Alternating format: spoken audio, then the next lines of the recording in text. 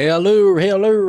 Welcome back to a brand new episode of Race2Wrestling. I am your host himself, L. Scott.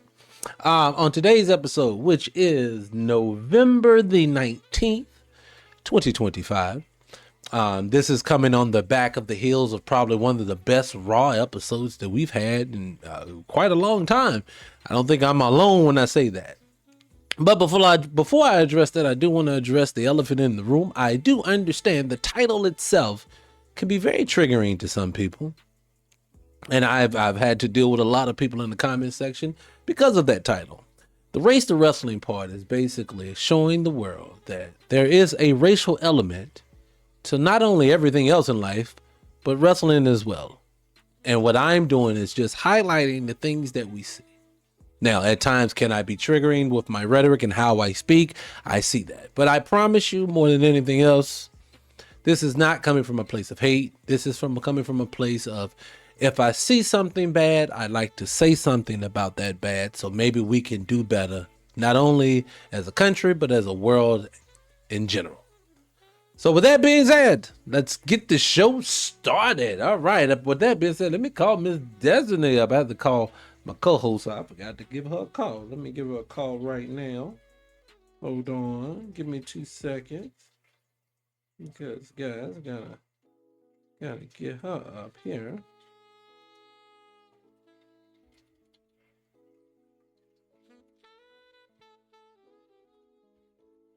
All right, so let's get Miss Destiny Poo called up. Let's see what we get. Oh, I hear something.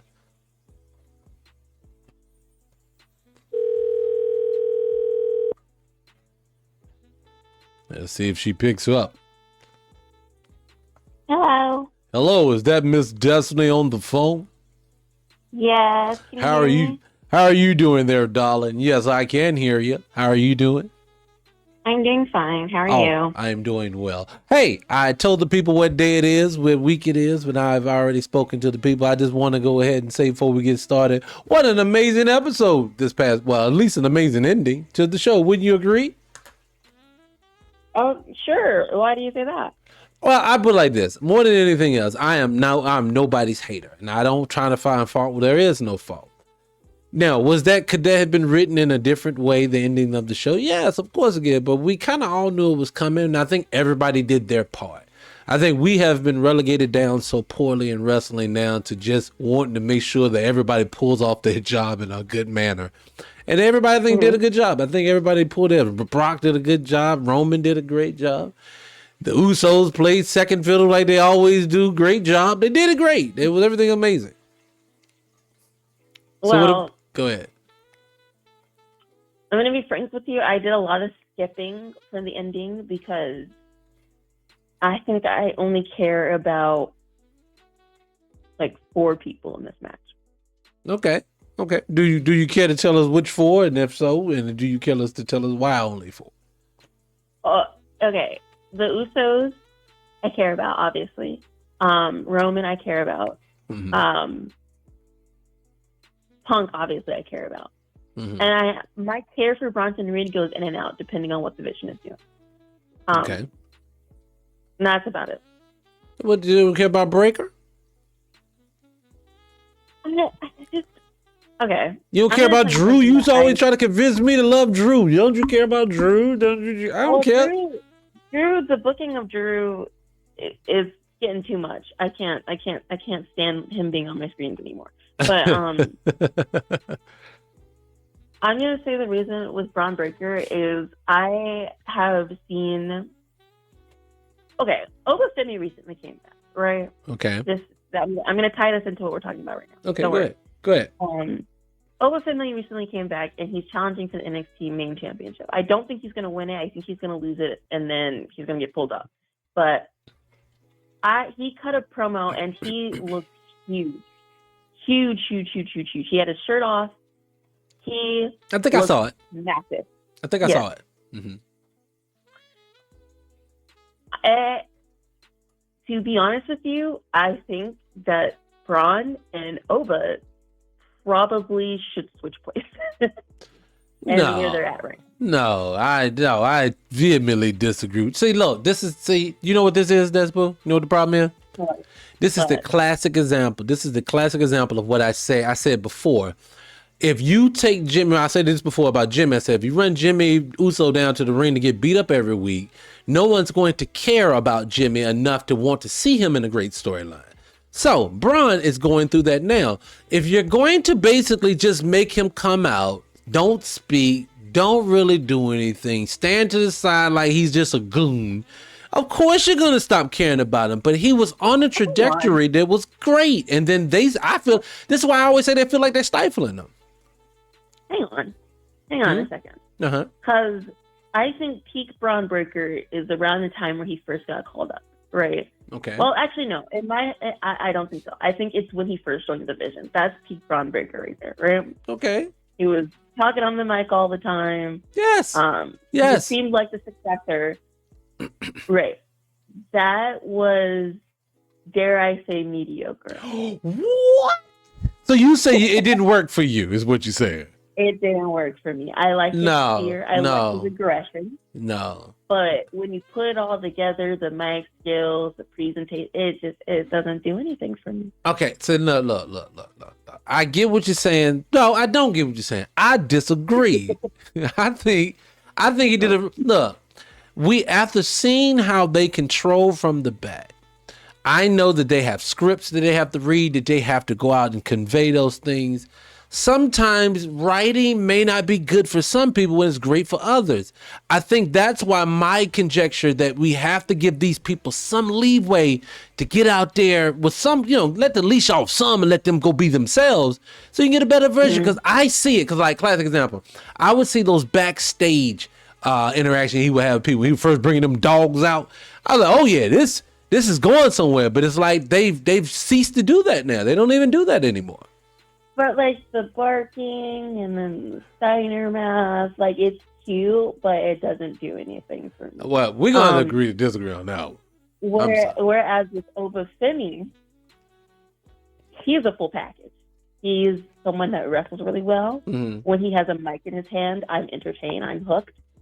And his presentation is wonderful. He got even bigger. Didn't even think that was possible. Okay. So I agree. Well, all I'm just saying is we're treating Braun Breaker like he's the future. Breaker this, Braun Breaker that. This is my thing. Obafemi, and I have no issues with him. I'll be honest with you. The NXT guys I know better. I know Trick more than Obafemi, right? Mm-hmm. And I want to go on Javon in a minute, but this is my thing with Obafemi. I've seen everything about him. Looks like a great package other than his mic skills, but also too, he's newer. So I didn't say he was bad. Listen. I didn't say he was bad.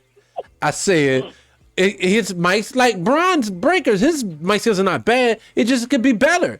And like, give them time to grow their characters. And that's what I was saying about Obafemi. Not to dog him. I think he does deserve to be on the main roster. I do. I really do. Don't make me sound like a hater on the dude. Yeah, I hate on. I think you're a hater. I'm just saying that you were going on everything but his mic. No, wrong. I think that's incorrect. I think his mic skills are actually, especially when you compare his mic skills to people who are on the main roster. There are about 4 people I'd put over Obafemi in mic skills right now when it comes to the main roster. Just 4? And if I can only put 4 people over it, there's a problem here. The 4 people I will put over Obafemi and my skills is Cody Rhodes, CM Punk, Drew McIntyre, and believe it or not, Seth Rollins. Other than that, yeah, no. You said Drew's a better talker. Yes, I think Drew is a very good mic talker. What? I think he's whiny, but I think he is a very good mic talker. He can tell a story on the mic. He can keep up with people. I feel like you put those 4 people over Obafemi. Obafemi can go toe-to-toe and even do better than everyone else that I did not name. So let me get this straight. So are you saying Obafemi got better mic skills than Trick Whip? Trigger Nate? I said on the main roster. Oh, so, okay. Don't words in my mouth. Don't be coming for Trigger Nate. You all right? Trigger Nate, Trigger Nate, you stole my persona, brother. I just want to tell people this. I told Desi this before. I said, this brother, because I've been telling her for years how my wrestling persona would be, and this brother stole it. So I want to tell you, brother, you made me have to come up with a whole new image, and I'm still going to get in the ring. I'm old, but I'm going to get there eventually. Yeah, okay. And you can't keep calling him Chicken A. He don't got that belt anymore. It doesn't matter. That man held down 2 brands. That's what he did. Doesn't matter. Okay? And honestly, with Trick Williams, I can see his progression in the ring. You know, one of his biggest criticisms was he just tightened up in the ring. Yeah. I am seeing, because every single time he steps in the ring lately, it's a good time. So. Well, let me ask you a question. When are they going to call up my girl? Who? Jada Parker. Where's she at? Ooh. I'm missing. I need her. Huh? You're going to be waiting a while. I'm just saying she's ready. She's ready, guys. Look, let me speak to the WWE real quick. Hold on a second. Let me speak to WWE. Oh, okay. WWE. You need Jada Parker at the top of the food chain right now. That girl is got something. I'm telling you. And what it is, I don't know what it is, but the way she be swinging that arm, I'm doing that arm swing she be doing when she come to the ring, that woman's amazing. My eyes be glued. That's what I'm trying to say. So next week, maybe. I'm joking. Jada, I just like you. I think you're gorgeous, babe. That's all I want to say. All I'm gonna say is if Jada Parker didn't look like that.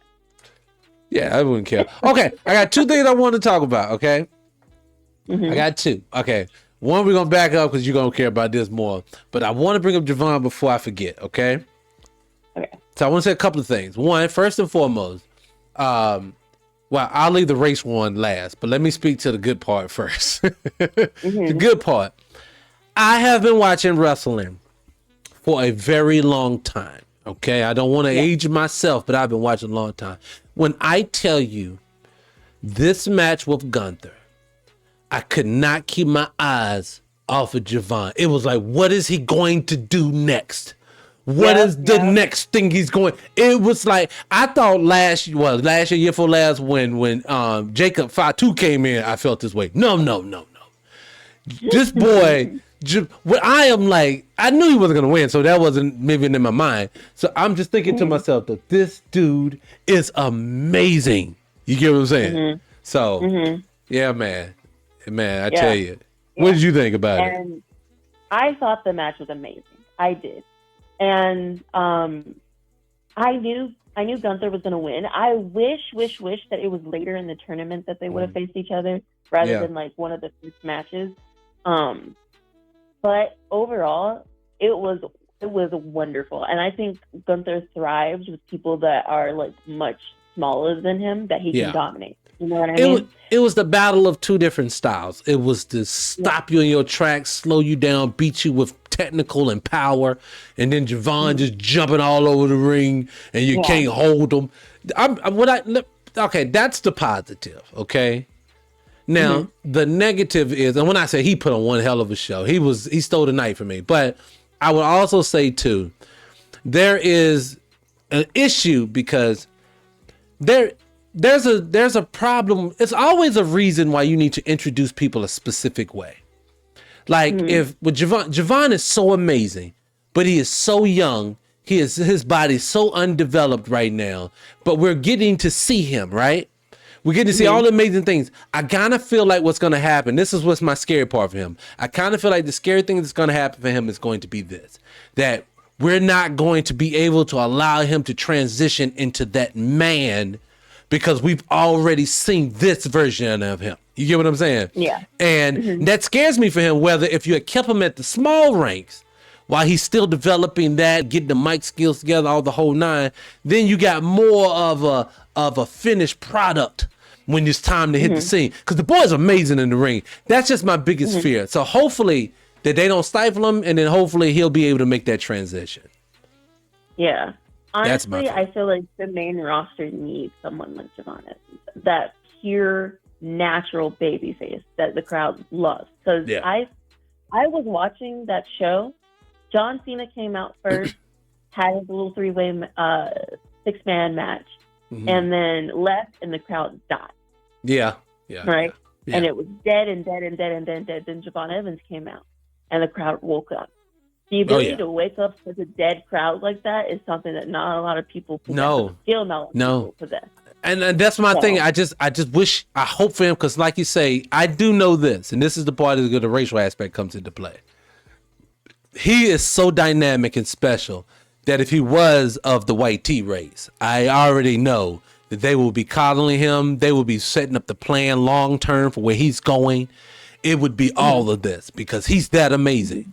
And I just hope, like, again, for all the people who are going to challenge me, and boy, I've been challenged this week by social media comments. But if I'm going to get challenged this week, challenge me on what I said. Show me examples from the past. Don't just say I'm being hateful. History is your best teacher, and I'm just going off of the past. So that's it. Yeah. Question. Now, second. Oh, go ahead. I'm sorry. Well, hang on. But I just want to say that, like, with Javon Evans, there's a lot of people that are really high on him. Like, for example, John Cena made it known that he wants Javon to be on Saturday Night Main Event, like, on the, like, whole entire John Cena last match thing. Right. And I think Sheamus also was pretty high on Javon Evans. Mm-hmm. And Javon has said multiple times that Shawn Michaels is one of his mentors, right? So with all that being said, and then Shawn Michaels also saying that if there's anybody that reminds him of himself, it's Javon Evans. Cool. So with that all wrapped together, I'm hoping that when he does get to the main roster, those connections that he's starting to build will work out in his favor. Yeah. Okay. Well, hey, I'm rooting for him. You know, I'm pulling for him. That boy is amazing. He really, really is. All right. Yeah. So the other two things. One, I was going to say, now I can go to John Cena route, but I'll finish with him. So let's go here first. What is the young lady's name that beat, what's the name for the Intercontinental belt? That beat the man, that beat Becky. What's her name? Dupree. Okay. All right. So give me your conjecture of this young lady as a wrestler and if she was ready to be the title holder. I would like to know those two things. Okay. So one thing that I always felt like with women's mid-card is that one of my biggest opinions was when they introduced it, they need to put the titles on main event stars so that they can establish the title and then they can give it to the mid-card girls. So since that is what happened with the IC title, that didn't happen with the US title. Mm-hmm. You can see the difference between the US title and the IC title, unfortunately. But since that happened with the IC title, I think that it's proper. Maxine Dupree, I think, is a very charismatic girl. I think she has the crowd in the palm of her hand. Mm-hmm. And while I don't think she's the best wrestler in the world, I do see a difference between Maxine Dupree a year ago and Maxine Dupree now. Mm-hmm. I do feel like her being a white woman does put her up ahead by a lot, and you can kind of see it. But overall, I have no problems with Maxine Dupree. Okay. All right. Well, and I feel you're more of an expert on her because I don't know who she is. Now, this is, and let me start by saying that my conjecture I'm ready to give is basically based off of that one match on Monday night against Becky. Okay. What I saw, and then I'm going to tell you what I read about it. And I'm a big in the comment section, just seeing what people feeling and getting the pulse of everybody. So the two things that I'll take both of those. So the thing that I say is this: I saw a very mediocre wrestling young lady in the ring. Now, people think that I only like the black wrestlers. That is so untrue. The best wrestler in wrestling to me, and I'm excluding Charlotte Flair because the heifer is never there. Okay. She's there. She's never there. I'm excluding her. There. She doesn't wrestle weekly, but she's there. But outside of her, Io is the best wrestler that they have to me. So this whole thing that I don't like, no, that's not what I'm saying. I'm just pointing out racial aspects of wrestling. So when I watched this, I looked at that young lady and she looked subpar. I've watched for the last year, 2 years, these people over critique Jade's matches to the T. I'm talking about to the point where we're going to talk about how she breathed, how she entered the ring, how she flexed, how she picked the girl. We're going to talk about it all. I've watched all of that, and then I watched this audience behind after this girl win this match as she was clunky. Sit back and say, man, she's came a long way. Man, I'm so happy for her. Man, I hope she's going to continue to grow. So she's allowed the opportunity to grow and to do all those things, and everyone is supporting her. But Jade is get her out of there. She's not up to snuff. Yeah, Come I on, man. absolutely agree. Come I on. absolutely agree.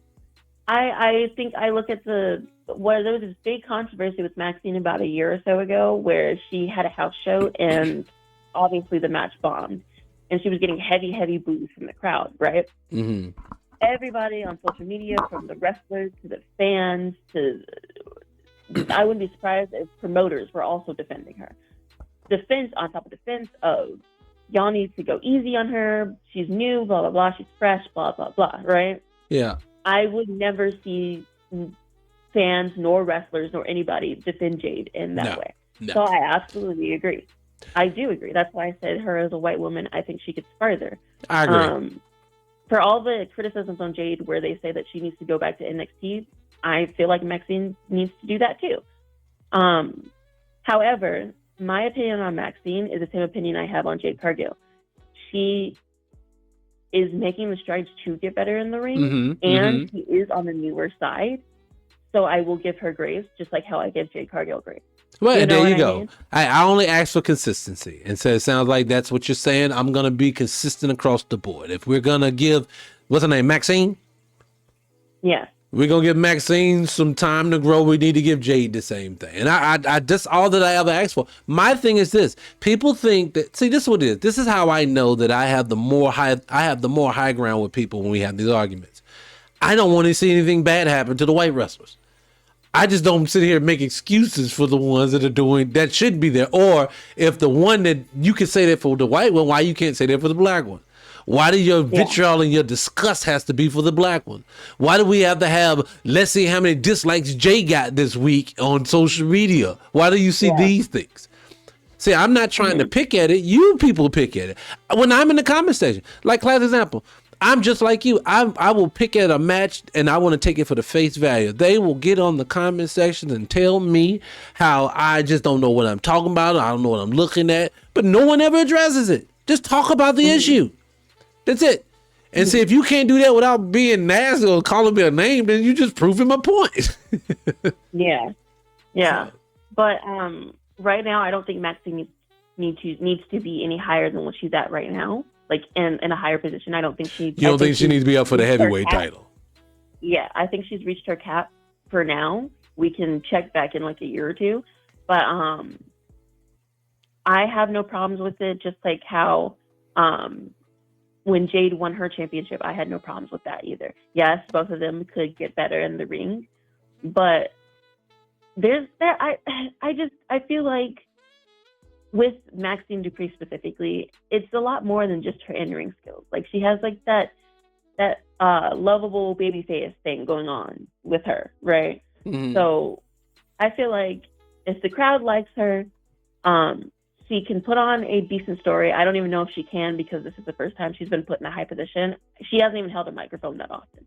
So if she can make up for the lack of in-ring skills in other areas, I think she'll be fine.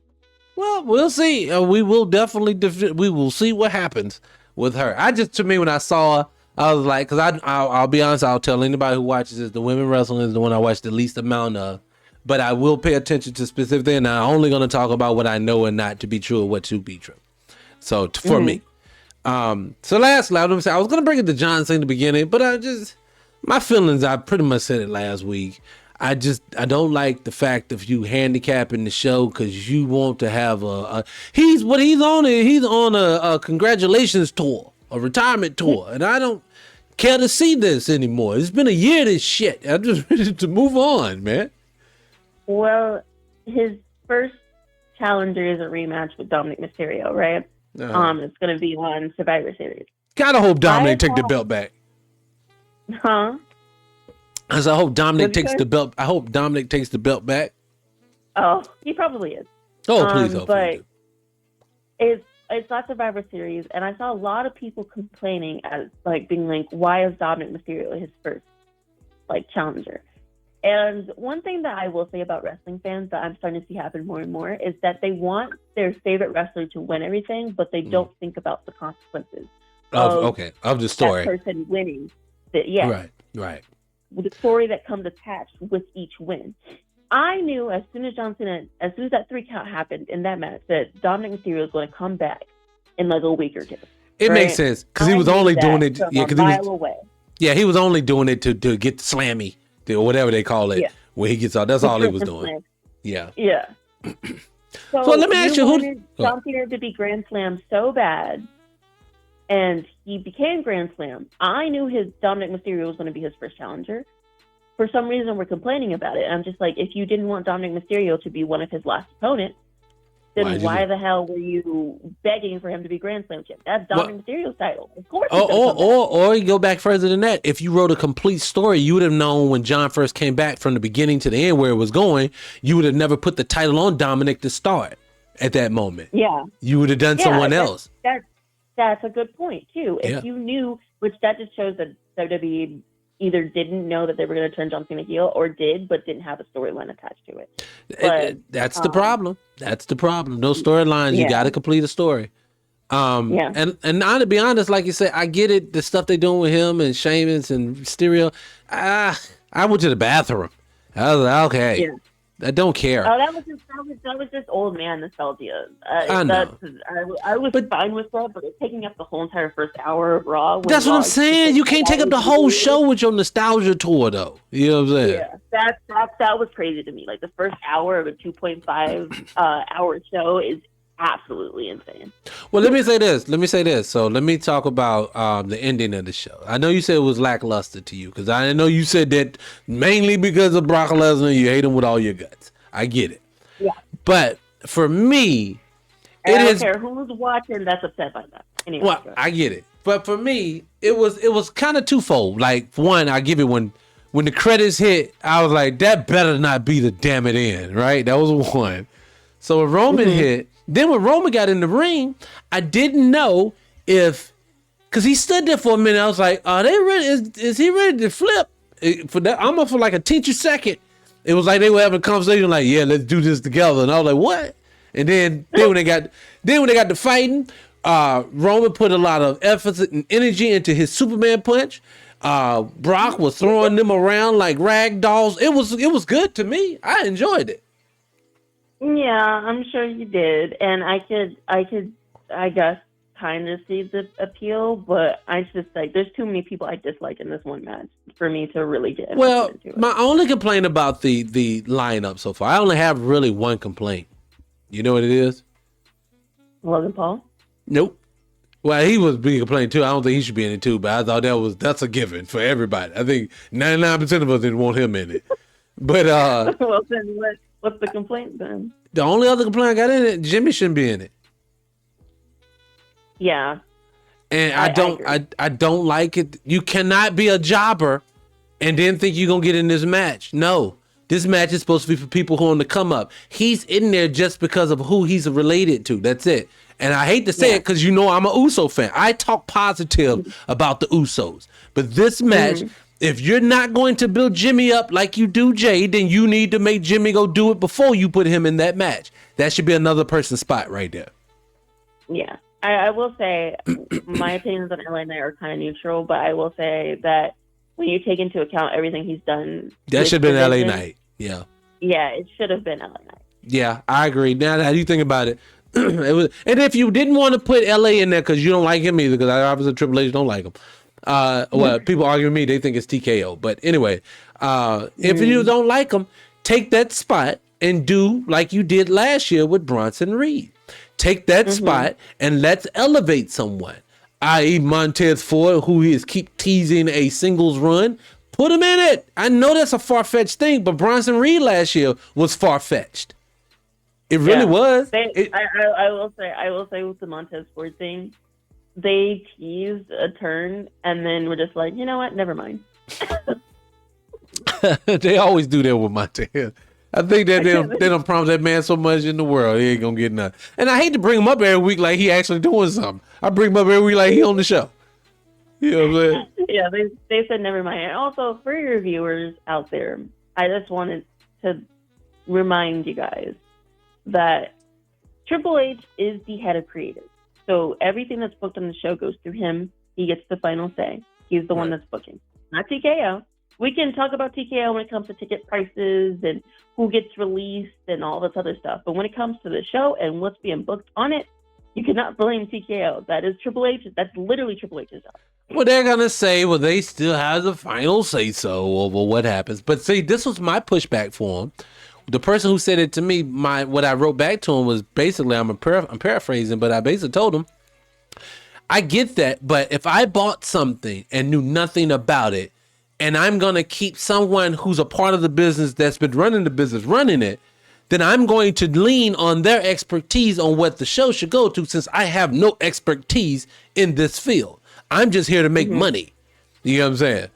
So that's why I agree with you. I think it's more Triple H than it is TKO, because they are probably the only ones brokering the deals to have the show WrestleMania out of the country and Roma out of. They're the ones doing that. I think Triple H is supposed to put the product on to make it worth it. You know? Yeah, it's just a thing of WWE fans desperately want Triple H to be that guy, to be the one that saves WWE. And so whenever something bad happens, which with WWE it's nearly every day that something bad happens, they want to blame it on TKO because they don't want Triple H to face consequences or to get ridiculed at all. Well, I hate to tell them like this. If you're putting out bad product and you refuse to do any changes, and if you want to make everything, one of the things you said dope as hell on it, is that them brothers over 45 is trying to dominate the show. And I'm sitting there thinking, how in the world do you expect people? Let me say this. I'm saying this and let me stop it. I'm sorry, we're ready to play, but let me say it seriously. All it is this. We all know wrestling is a planned sport. We understand it. Everybody gets that. But just like in a movie, we hate it if the ending is trash. We hate it if the acting is trash. Doesn't matter if the storyline is good if you don't perform it well. Doesn't matter if you're performing well, but the storyline is trash. You need to do both. And so wrestling needs to understand this. If the viewers are falling off because of your trash storylines, or if the fact that you're trying to make a 45 to 50-year-old man who looks like a dad whoop up on a 25-year-old dude who is full of muscles, then it's going to look unrealistic. It looks no more different than Angelina Jolie beating up a big muscle-bound dude. It don't look right. She's 12 pounds. It doesn't look right. You get what I'm saying? Yeah. And that's the WWE's problem. They keep wanting to make Angelina Jolie the superstar. She can't be. She's too small. Anyways, I ain't gonna mess with you. But anyways, that was my thing for today's episode. I only just wanted to cover this because I haven't had a chance to really dive into it. Did you have anything else that you wanted to cover? Well, you didn't even touch on the women's war games at all. Oh my God, I'm sitting rushing you off. You know, this will tell you something. I fell asleep after a while. Who's in the women's war games? Okay, so I don't know if you. Let's look it up while you talk. I don't know if you all at all saw Alexa Bliss's promo and what happened after that, but essentially what happened is Alexa Bliss came out and she talked to the cameras basically like, hey, what the heck is this about, Charlotte? We thought we were friends. I thought we were girls. And then all of a sudden you leave me to basically defend myself and get my ass kicked every day. Like, what the heck is that about? You're not returning my phone calls. They're not partners no more. But she essentially was upset by that because Charlotte had walked out on her, right? Yeah.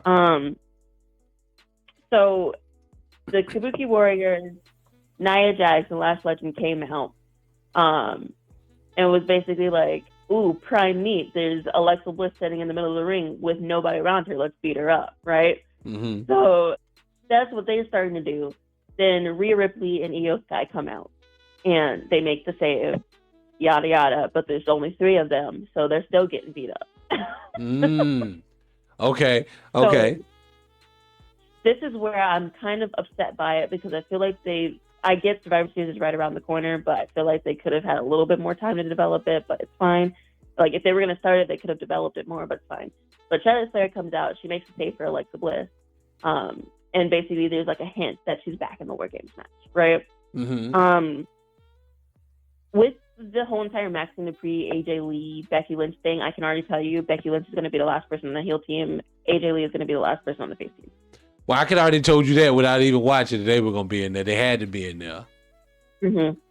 I was kind of hesitant on whether or not Becky was going to be in there because she was holding the title, and she had like the storyline with Maxine, and it was like there's a chance that it could just be a singles match, kind of like the whole entire Nikki Bella, Stephanie, the Cure thing. I knew that neither one of them were going to be in War Games because they had that thing going on with them too. So, but with Becky losing the title to Maxine, I'm more confident in that. Oh yeah, that's what they're setting up for. Obviously, when they're doing that, they're definitely setting up that. So who you got then? Tell me who you got. Which team are you leaning towards winning as of right now? Since AJ Lee is going to be in the face team, I kind of know that the face team is probably going to win again. But the again there is really doing a lot of heavy lifting because the face, ever since War Games moved from NXT to the main roster, the face team has won every single year for the women. See, that's the problem. It's like you said earlier. Even in the men's match, like this year, I fully expect Drew and them to win. I'm expecting Drew and them to win because last year you had that big bloodline and it made sense for them to win. This year, you got the God, I can't think of the division right now is on the uptick. You got Jay's losing a lot. Yes, Punk's winning on his own, but that's on his own. You know what I'm saying? Cody's win on his own, but this right here is about team. They have a team over there versus this is just a bunch of random guys on the other side. I would let the heel side win. Yeah, and I do believe that the heel side for the women should win as well. And I might be a little biased, but I think with them debuting a fresh face like Lash, it should be a given that they should win. Just so you don't have like her first like big match be a loss. You know what I mean? Well, yeah, I get that too because she got to look dominant when it happens. Yeah. Yeah. Which they're doing a really good job of presenting her. She does look like a dominant person, but now what does that look like for War Games? And it's just like, I know AJ's there, and AJ being there kind of leads me to believe that maybe the face team is gonna take it home. But it's just well, AJ can't win everything. No, she can't, but she's not there very often. So whenever she does come, I always expect a win to be attached to it. Well, to keep that storyline going, because if you want to because you haven't had the singles match yet, so you know that's going to go Becky AJ is going to be at the pay-per-view at WrestleMania. Or if it's not WrestleMania, Royal Rumble, one of the two. So it's coming. And if it's coming, they're going to have a build-up. So you got to give her a win. So Becky has to get a win in there. Becky has to get a win in there. Yeah. So I fully expect the heels to win on that too. I'm going to go heel. I'm going to go face just by pattern recognition. And with the men, I'm probably going to go face too. Well, actually, no, because if the women are face and the men are going to be heel. The heel team is probably going to win. Heel's going to win. And then the men, Brock's on that team. So. Yeah. So I was just thinking about the babyface Avengers that they put together. But yeah. Yeah, see what I mean? So, but yeah, man, no, like I said, I was just trying to cover the episode, and we need to start covering SmackDown as well. But I think neither one. I'm gonna be forced to watch it. Well, I'll just catch the cliff notes. That's all you got to do. Well, if I'm gonna cover something, I want to actually watch the show. But it's just like, SmackDown's so in the gutter. I can't. Yeah, you so silly. Well, look, let me close the shot. So let's close it out. So look. See, that was today's episode. I will like to say, guys, we criticize the show a lot over the WWE, but for me, this is just for me, and y'all let you get the last word, this. But for me, it was actually the best episode they've had in a while, minus the John Cena hour of the beginning of the show. Outside of that, but that ending was the best ending they put together in a minute, so bravo to them. We give them their props when they're due. There you go. That's where it I disagree personally. I think with John Cena and the Old Man Olympics being the first hour, and then like very lackluster build-ups for both War Games. I can't give them their props. I'm sorry, but I did enjoy Javon Evans. I do like seeing my girls wrestle, but like I got to give criticism where criticism is needed. Personally. Well, there you have it, guys. We are on total opposite end, which is probably a good thing because we agree too damn much anyway. But anyways, that was today's episode, guys. I appreciate your destiny. Hold on, I want to talk to you after this show. All right, see you guys on the next one. Peace.